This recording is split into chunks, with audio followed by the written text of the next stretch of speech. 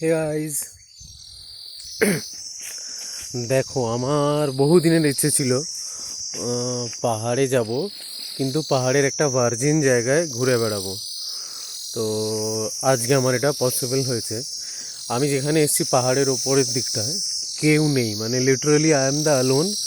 আর প্রচুর পাখি, প্রচুর পোকার সুন্দর একটা আওয়াজ আমি দেখাচ্ছি, তোমরা দেখো। দেখো, লিটারালি এটা একটা ভ্যালি, আশেপাশে কেউ নেই। ওই দূরে আমাদের হোটেল, হোমস্টে যেটা। আর দেখো পুরো জঙ্গল, পাহাড়, একটা সুন্দর রাস্তা আছে যেটা দিয়ে বেসিক্যালি কেউ হাঁটে বোধহয়, যারা কাঠ ফাট কাটে বা পাতা কুড়োতে আসে। তো আমি সেখানেই এসছি। কেউ নেই মানে কেউ নেই।